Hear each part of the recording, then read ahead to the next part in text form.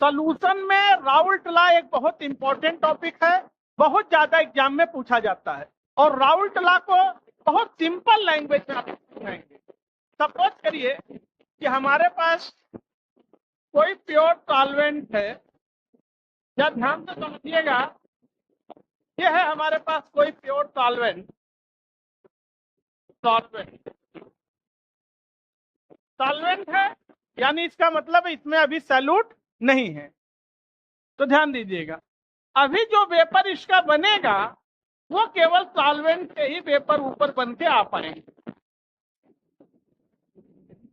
लेकिन अब इसके अंदर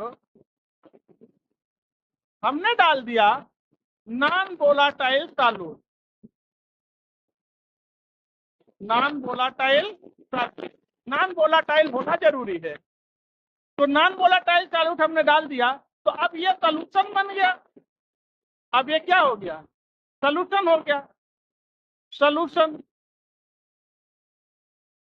यानी ये जो सॉल्वेंट है इसका कुछ वेपर प्रेशर था और इसी का वेपर प्रेशर था। सॉल्यूट का तो कोई वेपर प्रेशर होगा नहीं क्योंकि सॉल्यूट नॉन वोलाटाइल है। यानी हमने मान लिया यह है पी नॉट और यह है P H, vapour pressure of solution, और यह है pure vapour pressure of solvent. तो यहां से हम बात कहते हैं, तो यहां पर एक बात तो कंफर्म हो गया कि P not is greater than P H, यानी vapour pressure of solvent is greater than vapour pressure of solution. Solvent का वेपर प्रेशर ज्यादा होगा जब आप उसमें कोई नॉन वोलेटाइल सॉल्यूट डाल देंगे। सॉल्यूट डालते ही उसका वेपर प्रेशर घट जाएगा, वेपर प्रेशर डिक्रीज हो जाएगा। तो हमने ज्यादा है सॉल्वेंट का वेपर प्रेशर और कम है सॉल्यूशन का वेपर प्रेशर। यहां से हम बात बोल सकते हैं P not minus P S upon P naught, इसे बोलते हैं relative lowering in vapour pressure. इस फैक्टर को क्या बोलते हैं? पूरा relative lowering in vapour pressure. और राउल्ट लॉ क्या कहता है, जरा समझिएगा। कहते हैं relative lowering in vapour pressure of pure solvent on addition of non volatile solute is equal to the mole fraction of non volatile solute. यानी तो यह सॉल्यूट डालने पर जो वेपर प्रेशर में कमी आई है वो कमी किसके बराबर है? मोल फ्रैक्शन के बराबर होगा। किसके? नॉन वोलाटाइल सॉल्यूट के। यानी mole fraction is equal to mole fraction of solute. ये जो relative lowering in vapour pressure आ रहा है, ये वाला फैक्टर, वेपर प्रेशर में कमी तो आएगा सॉल्यूट मिलाने के बाद, लेकिन कितना आएगा? तो relative lowering in vapour pressure is equal to the mole fraction of solute. यानी इस चीज को आपको अच्छे से याद करना पड़ेगा। जो सॉल्यूट मिलाए हैं नॉन वोलाटाइल उसी के बराबर होगा मोल फ्रैक्शन। तो यहां से हम ये बात कह सकते हैं P not minus P S upon P not is equal to mole fraction, लिख दे वैल्यू, उसके mole upon total mole solute के प्लस सॉल्वेंट के, लीजिए। तो ये आ गया हमारे पास फार्मूला, ध्यान दीजिए। लेकिन अगर मान लिया फॉर डाइल्यूट सॉल्यूशन, क्योंकि राउल्ट लॉ डाइल्यूट सॉल्यूशन के लिए ही वैलिड है, तो अगर डाइल्यूट सॉल्यूशन है तो इसके लिए हमने मान लिया n प्लस n बराबर n। यानी कहने का मतलब ये n रिजेक्ट कर रहे हैं, सॉल्यूशन डाइल्यूट है, इसका कंसंट्रेशन बहुत कम है, बहुत थोड़ा है, तो इसको नेग्लेक्ट कर लिया। ठीक, तो यहाँ से हमारे पास फार्मूला आ गया। क्या आ गया फार्मूला?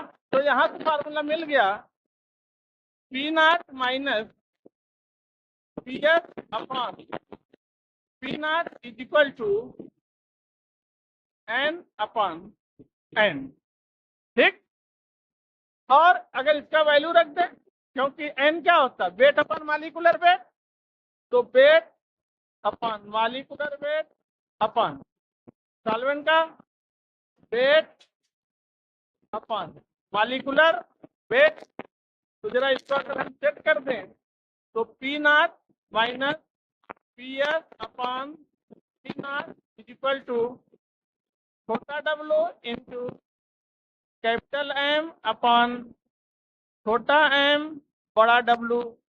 लीजिए, तो फार्मूला बन के आ गया राउट लॉ का। ये क्या है? राउट लॉ का मेन फार्मूला है। देखिए अब बच्चों यहाँ पर पी नॉट क्या है? पी नॉट क्या है? Vapour pressure of solvent. Vapour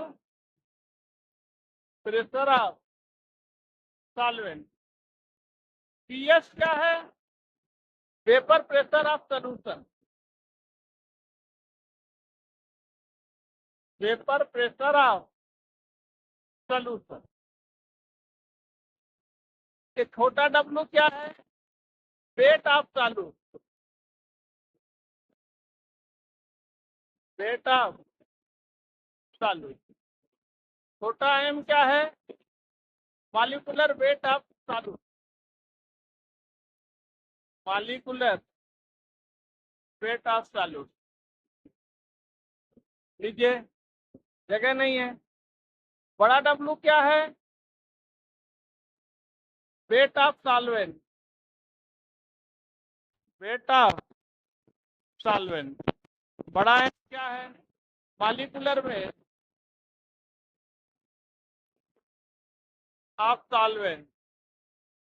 लीजिए, ये होते हैं पूरे expression Raoult law. T naught equal to छोटा डब्ल्यू बड़ा एम अपान छोटा एम बड़ा डब्ल्यू। ऐसे बचपन में याद करते थे। अब हम बात करने चल रहे हैं लिमिटेशन ऑफ राउल्ट लॉ। और आप वीडियो को लाइक कर दीजिए, चैनल को सब्सक्राइब कर दीजिए, बेल आइकन प्रेस कर दीजिए और एक प्यार से कमेंट कर दीजिए। राउल्ट लॉ की क्या सीमाएं हैं, क्या लिमिटेशन, कहां तक राउल्ट लॉ काम कर सकता है? तो हमेशा याद रखिएगा, जो राउल्ट लॉ है ये केवल उसी सॉल्यूशन के लिए वैलिड होता है जिसके पास नॉन वोलाटाइल सॉल्यूशन। ठीक है? For solution of non volatile solution.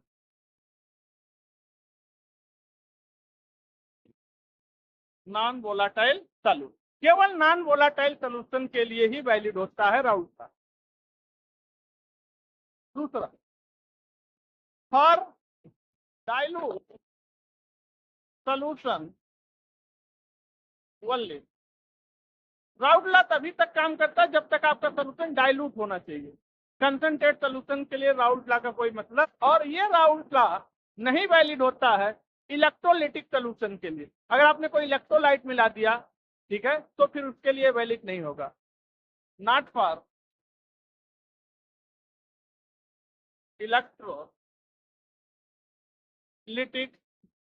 Solution. वैद्युत अभिक्रिया के लिए वैलिड नहीं।